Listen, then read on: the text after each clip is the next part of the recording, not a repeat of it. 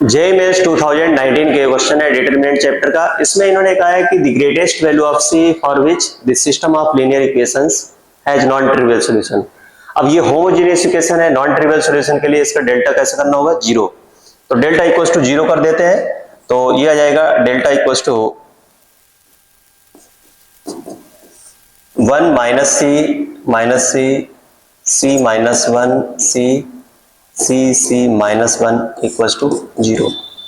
इसे ओपन कर देते हैं, तो ये हो जाएगा 1 माइनस सी स्क्वायर और प्लस सी इंटू ये हो जाएगा माइनस सी और माइनस सी स्क्वायर और माइनस सी इंटू ये हो जाएगा सी स्क्वायर और plus C equals to zero. जब इसे सिंप्लीफाई करेंगे तो ये हो जाएगा 1 माइनस सी स्क्वायर माइनस सी क्यूब और minus C square equals to zero.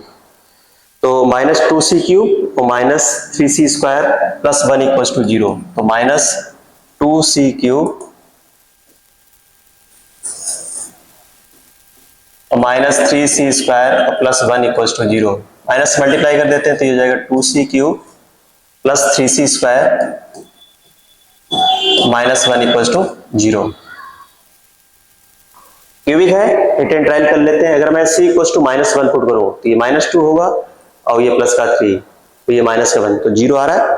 तो c प्लस 1 इसका एक फैक्टर हो जाएगा, तो c प्लस 1 और c प्लस 1 मैंने लिख दिया। यहाँ पर 2c क्यूब है, तो 2c क्यूब बनाने के लिए हम यहाँ पर मल्टीप्लाई कर देंगे 2c स्क्वायर से। जब हम 2c स्क्वायर से मल्टीप्लाई करेंगे तो ये हो जाएगा 2c क्यूब और प्लस हो जाएगा 2c स्क्वायर, जो कि है कितना यहाँ पे 3c स्क्वायर, तो प्लस c स्क्वायर और चाहिए होगा, तो प्लस c इंटू सी, तो c स्क्वायर और ये हो जाएगा यहाँ पर प्लस सी और ये माइनस 1 इक्वल्स टू जीरो। ये आ गया। तो c प्लस 1 अगर मैं यहाँ से कॉमन ले लूं तो ये हो जाएगा 2c स्क्वायर और plus c minus 1 equals to zero. Quadratic है, इसके फैक्टर कर देते हैं।